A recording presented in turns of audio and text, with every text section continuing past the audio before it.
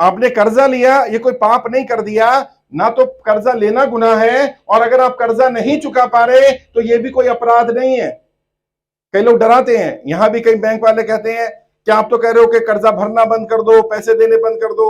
हमने ऐसा किसी को नहीं कहा, और मैं आप सबसे भी कह रहा हूं, बैंक वालों से भी हमारी कोई लड़ाई नहीं है, कोई दुश्मनी नहीं है। अगर कोई व्यक्ति आपको परेशान करता है, गाली गलौज करता है, बदतमीजी करता है, हम उसके खिलाफ हैं, हम बैंकों के खिलाफ नहीं है।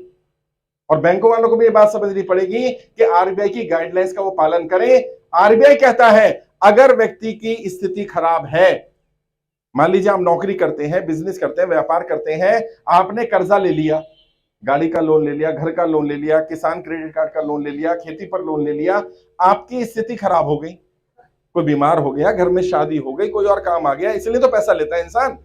अब आज स्थिति नहीं है, फसल खराब हो गई, कमाई नहीं रही, नौकरी छूट गई, तो क्या बैंक आपकी जमीन कब्जा कर ले, बैंक आपका घर छीन ले, गाड़ी छीन ले? ऐसा तो नहीं होना चाहिए ना। तो बैंक को क्या करना चाहिए? बैंक को आपको समय देना चाहिए। आरबीआई भी ऐसा कहता है, हम भी यही कह रहे हैं। जो व्यक्ति अपनी किस्त भर सकता है वो किस्त भरता रहे, किस्त को डिफॉल्ट नहीं करना, जानबूझ करके किस्त को छोड़ना नहीं।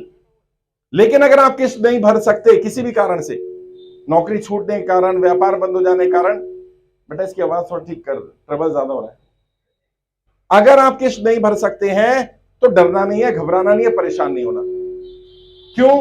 क्योंकि बैंक को आप अपनी स्थिति के बारे में बताइए, और बैंक की जिम्मेदारी बनती है कि बैंक आपकी स्थिति को देख करके आपकी मदद करे, आपको सपोर्ट करे। अगर बैंक आपको मदद नहीं करता है, सपोर्ट नहीं करता है, तो बैंक के खिलाफ भी एक्शन होगा। और ये बात समझो कि लोग कर्जे की दलदल में फंसते क्यों हैं, कैसे फंसते हैं कर्जे की दलदल में, और फिर कैसे आप निकल सकते हो। एक दिन में कोई कर्जे की दलदल में नहीं फंसता, आहिस्ता आहिस्ता फंसते हैं।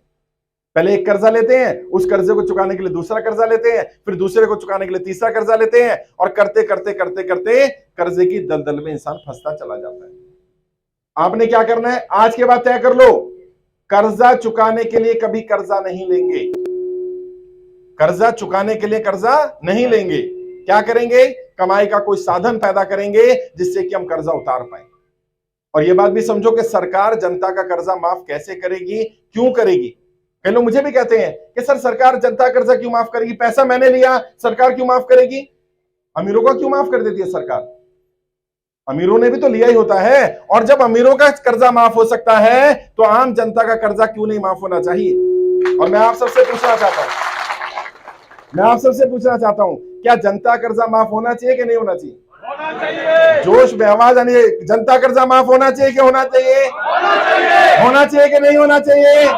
होना चाहिए। जब अमीरों को राहत दी जा सकती है, और कितनी राहत, बड़े बड़े अमीरों को लाखों करोड़ों रुपए का लोन अंडरराइट कर दिया गया, राइट ऑफ कर दिया गया, अलग अलग तरह से मदद दी गई। हमारा कितना लोन? यहां कोई ऐसा व्यक्ति है जो कहे मुझ पर 100 करोड़ का लोन है? एक भी है क्या? होगा ही नहीं। कितना लोन है? 2 लाख, 4 लाख, 5 लाख, 10 लाख, 20 लाख, 50 लाख, 1 करोड़, इससे ऊपर का नहीं होगा।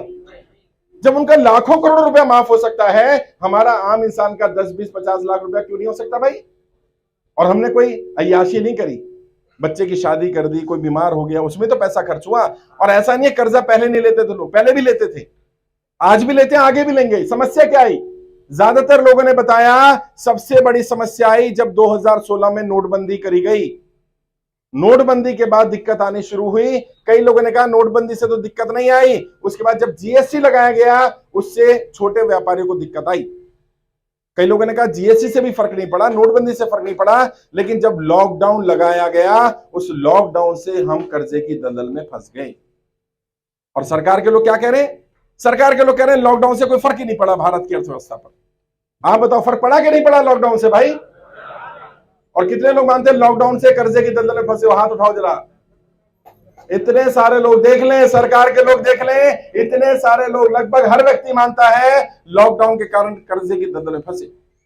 लेकिन आपने कर्जा लिया और किसी भी कारण से आप कर्जे की दलदल में फंसे, कोई गलत कदम मत उठाइए, अपने आप को दोषी मत ठहराइए, अपने आप को दोष मत दीजिए। आप कर्जे की दलदल में फंसे, इसमें आपकी गलती नहीं है, इसके लिए सरकार की गलत नीतियां जिम्मेदार है। और मैं आपसे वादा कर रहा हूं, आज नहीं तो कल सरकार को जनता का कर्जा माफ करना पड़ेगा, और कोई विकल्प नहीं है उनके पास। और हमारी कोई गलत मांग नहीं है, हम ये नहीं कह रहे कि हमारा सबका एक साथ कर्जा माफ कर दो, हम तो कह रहे हैं जिनके कमाई का कोई साधन नहीं है, जिनका व्यापार बंद हो गया, जिनकी नौकरियां छूट गई, जिनकी फसल खराब हो गई, जिनके पास कमाई का कोई साधन नहीं रहा, उनका तो लोन माफ कर दो यार, है जिनका कोई कमाने वाला नहीं रहा। मैं भी मुंबई गया, महाराष्ट्र में पता चला मुझे, एक लेडी, एक औरत, उसका एक बेटी छोटी सी 3 साल 4 साल की, बैंक ने उनका घर कब्जा कर लिया, उनके हस्बैंड ने लोन लिया था और उनकी डेथ हो गई, वो एक्सपायर कर गए, वो दुनिया में नहीं रहे और बैंक ने उन्हें घर से निकालकर घर सील कर दिया। अब एक बात बताइए, जिस बच्ची के सर से पिता का साया उठ गया, उसके सर से छत भी छीन ली जाए।